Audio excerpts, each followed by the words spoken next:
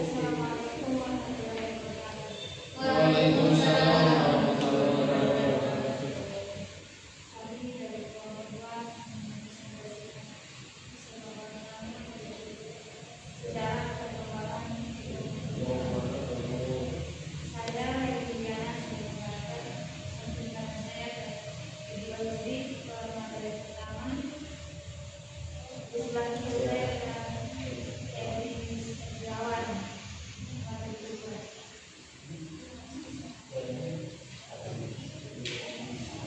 Pada video ini disebutkan. Oke, assalamualaikum warahmatullahi wabarakatuh. Waalaikumsalam warahmatullahi wabarakatuh. Saya akan membacakan materi sejarah perkembangan ilmu pemerintahan, sebuah kajian komprehensif mengenai asal usul evolusi dan kontribusi tokoh dalam membentuk teori pemerintahan modern.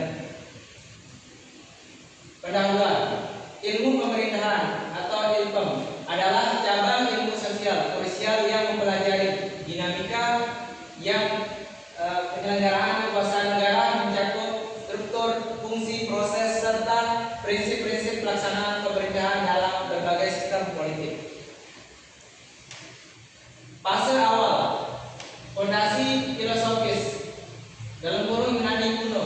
Perkembangan ilmu pemerintahan dimulai dari pemikiran filsuf klasik yang mencoba merumuskan konsep negara ideal dan tata kelola yang rasional.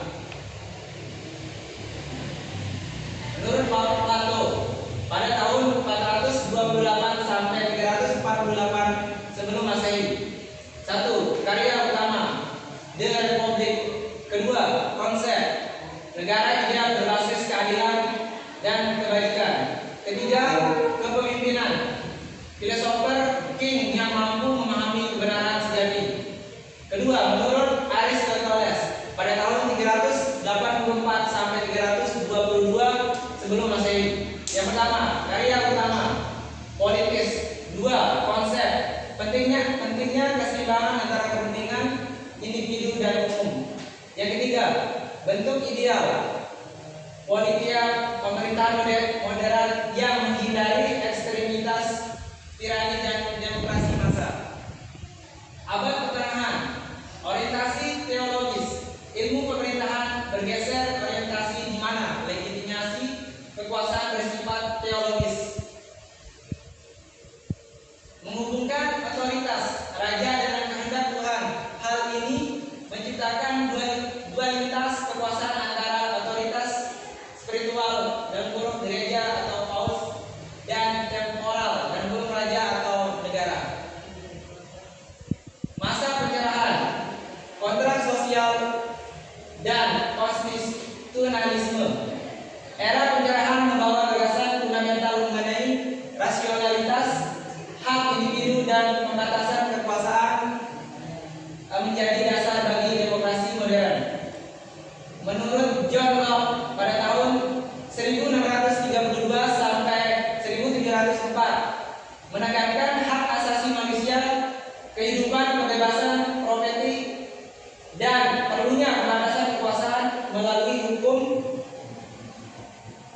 Yang ketiga, menurut J.G. Rousseau pada tahun 1712 sampai 1778 memperkenalkan konsep kemauan umum sebagai dasar kedaulatan rakyat di mana pemerintah adalah agen dari kehendak kolektif.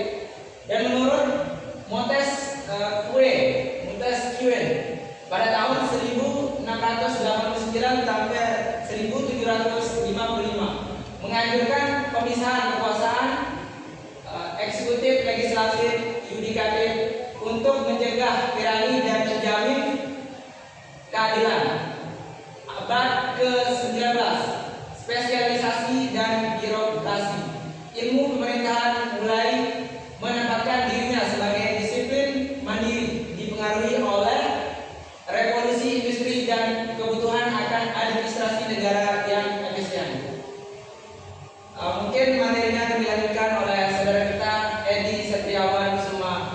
Adi Kusuma.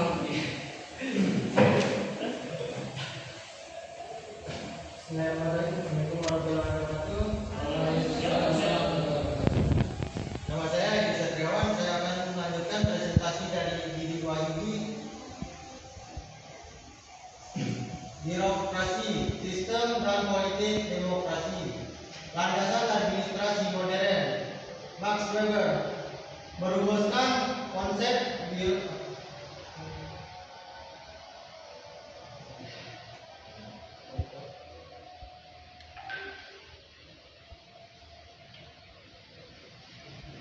demokrasi rasional legal sebagai model administrasi yang efisien, terstruktur,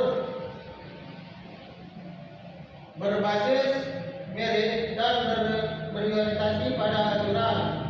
Ini menjadi pilar bagi sistem administrasi publik modern. Sementara itu, Walt Wilson 1887 dalam Studi of Administration menuntut pemisahan antar politik dalam kurung perumusan kebijakan dan administrasi, implementasi kebijakan demi efisiensi dan pelayanan publik yang tidak bias politik. Dinamika sistem pemerintahan global. Ilmu pemerintahan modern diperkaya oleh berbagai praktik dan sistem pemerintahan di seluruh dunia serta pengaruh lembaga transnasional. Sistem demokrasi menekankan prinsip transparansi, akuntabilitas dan partisipasi warga negara dalam setiap proses pengambilan keputusan. Sistem otoriter mengutamakan stabilitas dan kontrol kekuasaan terpusat, seringkali dengan pembatasan hak-hak politik sipil. Parlementer dan federal menekan pembagian kekuasaan dan desentralisasi, mendekatkan pengambilan keputusan kepada masyarakat lokal. Globalisasi dan lembaga internasional memperluas studi ilmu atau ilmu pemerintahan ke ranah transnasional, dipengaruhi oleh peran PBB, World Bank dan WTO. Ilmu pemerintahan harus terus beradaptasi terhadap isu-isu seperti perubahan iklim, konflik global dan disrupsi teknologi untuk mewujudkan tata kelola yang berkelanjutan. Studi kasus, inovasi pemerintahan digital dan desentralisasi di Lombok. Penerapan teori pemerintahan modern tercermin dalam praktik tata kelola daerah yang fokus pada efisiensi, transparansi, dan pemberdayaan masyarakat. Digitalisasi, e-government. Pemerintahan Lombok menerapkan sistem seperti Siap dan Lombok Tengah Smart City. 2. Tujuan meningkatkan transparansi, efisiensi, dan akuntabilitas pelayanan publik sesuai prinsip Max Weber dan Richard Hess. 3. Keadilan sosial.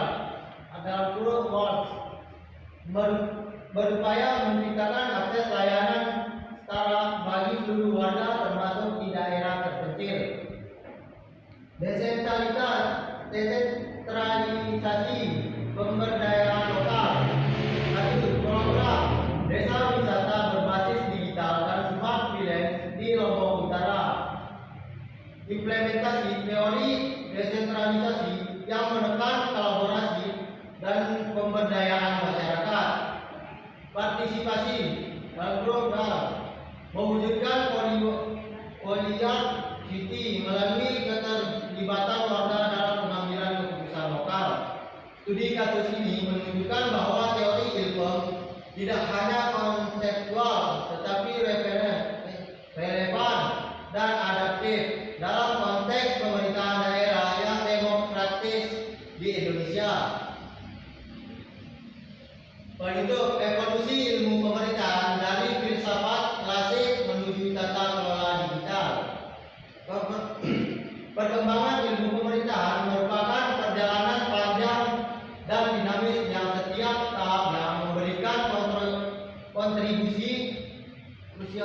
terhadap teori dan praktik pemerintahan yang lebih sistematis dan ilmiah.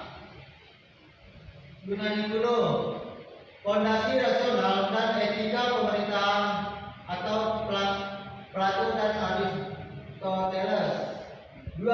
Masa pencerahan, konsep hak individu, kontrak sosial dan konstitusionalisme atau Lodge dan Montesquieu.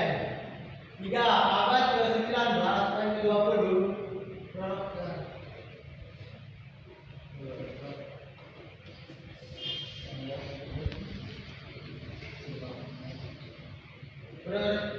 Abad ke-19 dan ke-20 beroperasi rasional dan pemesihan politik administrasi atau Weber dan Wilson.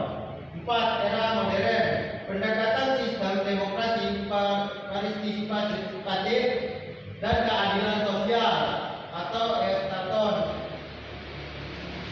5. Kontemporer, integrasi teknologi, etika dan keberlanjutan atau digital governance. Pemerintahan terhadap sejarah dan teori-teori utama Wilson adalah landasan bagi akademisi dan praktisi untuk merancang sistem pemerintahan yang adaptif, responsif, dan berorientasi pada pembangunan berkelanjutan.